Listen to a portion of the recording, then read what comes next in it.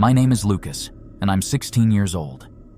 I live in a quiet suburb just outside Chicago, but last year's Black Friday turned my life upside down. I've always been the kind of guy who enjoys staying in on crazy shopping days like that. The crowds, the chaos, it's not my thing. But my parents? They love a good bargain. That's how I ended up at the local mall, surrounded by madness. It started out like any other Black Friday. My parents dragged me along, promising it wouldn't take long. The place was packed, people shoving past each other, carts overloaded with TVs and appliances, screaming kids tugging at their parents' sleeves. I stayed glued to my phone, trying to tune out the noise. After a while, we were almost done, but the checkout lines were ridiculous. My mom handed me a bag and said, "Lucas, just wait by the entrance. We'll be quick." I nodded, not thinking much of it. I figured I'd scroll through my feed and stay out of everyone's way. I stood by the sliding glass doors, watching people rush in and out, my phone casting a dim light on my face. That's when a man approached me. He was wearing a dark blue security uniform and had a badge clipped to his chest. He looked official enough, but something about him felt off. "You Lucas?" he asked, his voice low and calm. Yeah," I replied, slightly confused. "Your parents sent me," he said. "They're outside and need you to come with me." My first thought was that maybe they'd gotten into some sort of trouble. Maybe my dad forgot his wallet or something. But why wouldn't they just text me? I hesitated for a second, but the man gestured toward the parking lot and said, "Come on, kid." They're waiting. Against my better judgment, I followed him out of the mall. The cold night air hit me as we stepped into the parking lot. It was oddly quiet compared to the chaos inside. My gut told me something wasn't right, but before I could process it, everything happened so fast. As soon as we were far enough from the entrance, the man grabbed my arm with an iron grip and yanked me toward a white van parked in the corner. "Hey, what are you doing?" I shouted, my voice breaking with panic. "Shut up!" he barked, shoving me toward the sliding door of the van. I fought back, twisting and kicking as hard as I could. My heart was racing, and all I could think was, this isn't happening. This can't be real. I screamed, hoping anyone would hear me. Thankfully, someone did. A middle-aged guy walking to his car heard the commotion and shouted, "Hey! What's going on?"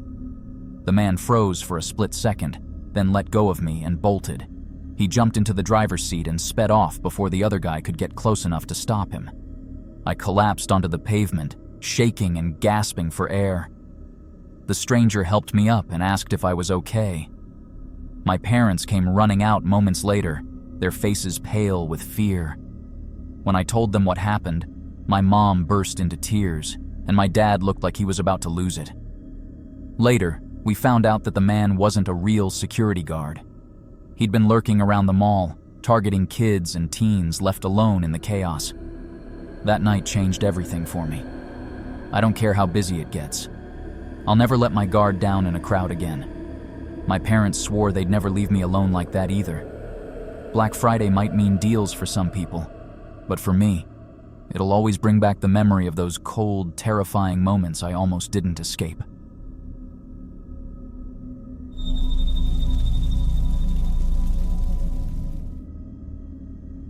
My name is Diego. I'm 19, and last year I worked at a department store in Denver. It was supposed to be a temporary job, something to make extra cash while I figured out my next steps in life. It wasn't glamorous, but it was steady, and most days weren't too bad. That is, until Black Friday. I'd heard horror stories from my coworkers. Customers fighting over TVs, shelves being emptied like locusts had hit, and even people getting hurt. I thought they were exaggerating. I mean, how bad could it really be? When my manager posted the Black Friday schedule, I knew I was screwed. I was assigned to the opening shift, starting at 4 a.m. My job was simple: manage the flow of people entering the store. That morning, as I stood by the glass doors, I could already see a massive crowd gathered outside. Some people were yelling, others banging on the doors, like animals clawing to get in. My stomach churned. At exactly 4 a.m., the locks clicked, and we opened the doors. What happened next is something I'll never forget. The crowd didn't walk in. They charged. People pushed and shoved their way through like their lives depended on it. Within seconds, the carefully arranged displays near the entrance were knocked over. I tried yelling, "Please slow down," but my voice was drowned out by the chaos. Then it happened. 2 men near the entrance started shouting at each other. I didn't catch what they were saying, but it escalated quickly. One of them shoved the other into a shelf, sending items crashing to the floor. People nearby scattered, but others surged forward, trying to grab whatever they could. Instinctively, I ran toward the fight, hoping to break it up. "Hey, stop!" I shouted, but neither of them listened.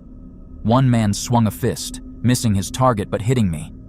The force sent me backward, and before I could regain my balance, someone else shoved past me. I fell hard onto the cold tile floor, landing on my back. That's when I realized how bad it was. The mob didn't stop. People were stepping on me, their heavy boots and shoes pressing down on my chest, my arms, my legs. I tried to scream, but the air was knocked out of me. I could feel sharp pain shooting through my ribs and shoulders. I flailed, grabbing at anything to pull myself up, but it was useless. I was drowning in a sea of people, and no one cared. I don't know how long I was down there. Seconds? Minutes? It felt like an eternity. Just when I thought I couldn't take any more, I felt someone grab my arm and yank me upward. It was 2 coworkers, their faces pale and panicked. "Diego, are you okay?" one of them asked, but I couldn't answer. I was gasping for air, my whole body aching. They helped me to the break room, where the manager took one look at me and said, "Go home. We'll cover the rest of your shift." I didn't argue. When I got home, I locked myself in my room and cried. My body was covered in bruises, and every breath hurt. I couldn't stop replaying the scene in my head, the stomping feet, the deafening noise, the feeling of helplessness. The next day, I quit. I didn't even give 2 weeks' notice. I just sent an email saying I was done. Black Friday isn't just a shopping day, it's a war zone, and I'll never, ever go near it again.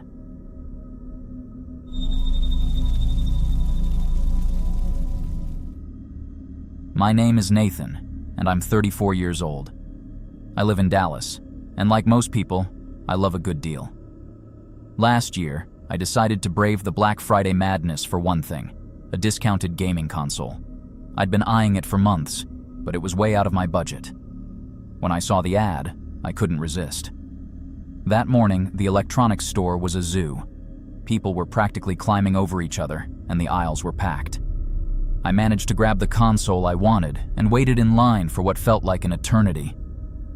By the time I paid and walked toward the exit, I was feeling pretty good. I'd survived the chaos and scored a great deal. That's when it happened. A woman in a big, puffy coat bumped into me near the door. She was maybe in her 40s, with dark hair and a scarf wrapped around her neck. She muttered a quick, "Oh, sorry," and hurried off before I could say anything.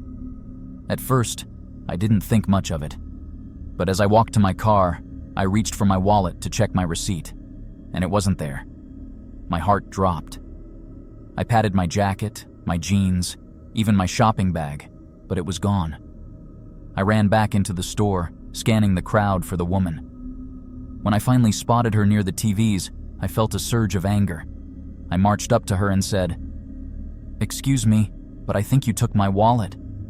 She looked at me like I was crazy. "I don't know what you're talking about," she said, clutching her bag tightly. I insisted, but she just shook her head and walked away. I didn't want to cause a scene, so I went to the store's security desk and explained what happened. The guard took me to a small office where they reviewed the camera footage. My stomach churned as I watched the screen. There she was, bumping into me and slipping her hand into my jacket pocket. But it didn't stop there. The footage showed her doing the same thing to at least 3 other shoppers, moving through the store like a pro. The guard called the police, and they found her outside in the parking lot trying to leave. Her car was full of stolen wallets, phones, and credit cards, including mine. I got my wallet back, but the experience left me shaken. It wasn't just about losing my things. It was the realization of how easily I'd been targeted, how quickly something like this could happen in a crowd. Black Friday isn't worth it. Not for a deal, not for anything.